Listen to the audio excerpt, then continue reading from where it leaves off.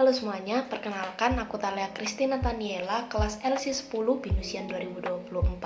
Kali ini aku bakalan sharing dan membagikan tentang pentingnya mengkomunikasikan ide secara efektif. Perlu digarisbawahi di sini, ide itu bisa berasal dari mana aja dan kapan saja. Jarang sih kalau misalkan ide itu direncanakan gitu kan. Nah, dalam konteks berbisnis, ide itu dapat meningkatkan penjualan, terus mendorong industri dan mengubah lajur ekonomi. Hal ini bisa menjadi tantangan ketika ide itu disampaikan kepada konsumen. Jadi ada tantangan tersendiri ketika kita sebagai pengusaha ingin mengomunikasikan ide itu atau kita ingin memperkenalkan ide itu terhadap konsumen gitu. Nah, seperti pada ilustrasi berikut, ide dan konsumen ini ada kayak penghubungnya seperti itu, ada jembatannya. Nah, jembatannya itu apa? Ya sebuah komunikasi. Nah, komunikasi ini bisa dibagi menjadi 3. Yang pertama ada resistansi atau ketahanan, kedua ada kesederhanaan, dan yang terakhir ada interaktivitas. Nah, pertama aku bakalan jelasin tentang resistansi ini dulu atau ketahanan. Nah, kalau kalian menemukan suatu perubahan gitu ya, belum tentu kita sebagai manusia itu bisa langsung menerima itu udah secara naluri manusia, kita itu kayak nolak gitu.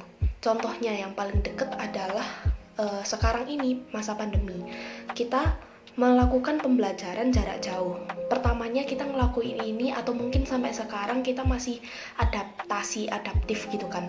Nah, kita itu ada sedikit penolakan yang rasanya juga berbeda kan dari yang sebelumnya, dari masa SMA dan masa perkuliahan ini, dan kita harus menyesuaikannya itu. Pasti ada penolakan karena kita nggak terbiasa dengan hal itu. Nah, sama halnya seperti ide gitu. Seperti ide yang kita kasih tahu nih konsumen gitu kan, susah gitu. Misalkan ada suatu perubahan dan kita sebagai pengusaha dituntut untuk berinovasi, maka dari itu kita harus punya latar belakang yang jelas, punya tujuan yang jelas, punya tujuan yang logis, supaya konsumen itu mudah untuk menerima adanya perubahan itu sendiri gitu. Jadi ide itu perlu ada latar belakang dan kesesuaian dengan konsumen. Jadi ada keterkaitan di situ. Komunikasinya jadi lebih enak.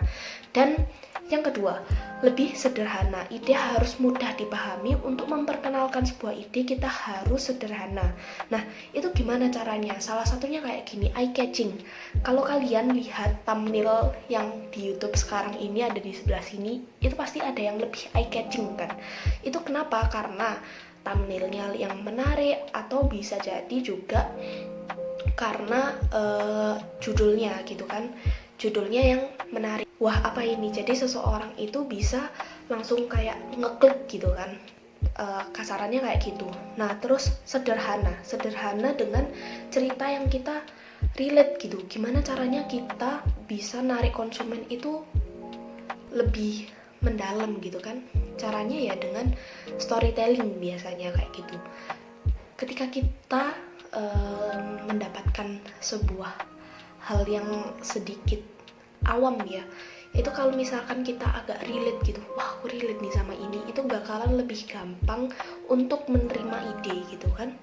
Nah, ide ini juga diperlukan senetral mungkin supaya mudah untuk memberikannya kepada media-media, jadi lebih mudah untuk mempromosikannya. Nah, yang ketiga itu perlu interaksi dengan konsumen. Ini penting banget. Kenapa? Karena ide itu bisa diberikan melalui konsumen gitu, secara tidak langsung. Kayak waktu itu yang akhir-akhir ini lagi booming, yaitu pemakaian filter PS5. Nah, seperti contoh kayak gini, aku barusan juga bikin ini. Asik kan, cara kayak kita sombong gitu kan punya gitu. Nah, itu sebenarnya pengusahanya pinter banget. Kenapa? Karena mereka berinteraksi dengan konsumen dan konsumen merasa bangga dan seneng ya atas itu, padahal ya belum tentu punya juga kan, tapi udah seneng gitu. Terus ada juga interaksi dengan konsumen dengan memberikan rating. Nah, dari situ kita juga bisa ngerti nih, sebagai misalkan kita menempatkan diri sebagai konsumen gitu kan. Kalau misalkan ini toko udah punya bintangnya banyak, komennya bagus-bagus. Nah, itu salah satu interaksi kita antara konsumen dengan pengusaha yang sangat menguntungkan dari situ gitu. Nah, ada beberapa cara mengomunikasikan ide secara tepat dan fleksibel juga gitu kan. Caranya gimana? Ya melalui media yang terkini gitu. Lebih gampang kan sekarang, misalkan kalau dunia online kita mencakup orang itu, kalau misalkan ratusan ribu itu untuk online itu sedikit dan kecil. Bayangkan kalau itu di offline itu parahnya minta ampun dan susah gitu kan, nggak masuk akal. Tapi dalam sehari kita bisa mencakup itu semua dengan cara iklan berbayar contohnya, atau dengan media sosial, atau dengan influencer kalau lebih besar lagi bisnisnya kayak gitu. Nah, kesimpulannya, hal yang bisa digarisbawahi itu kita bisa memberikan ide sesederhana mungkin. Terus kita juga bisa menghubungkan ide ini dengan cerita-cerita atau kesukaan para konsumen. Jadi kita ngerti nih targetnya kita dan kesukaannya mereka itu apa. Kita bisa relate sama mereka gitu kan. Terus bisa mengembangkan gaya berkomunikasinya kita dengan cara presentasi mungkin. Kita memberikan presentasi yang menarik dengan cara 3D atau lain sebagainya. Dan mudah diingat, eye catching itu tadi yang aku contohin. Mungkin sekian itu video dari aku. Semoga bermanfaat. Terima kasih.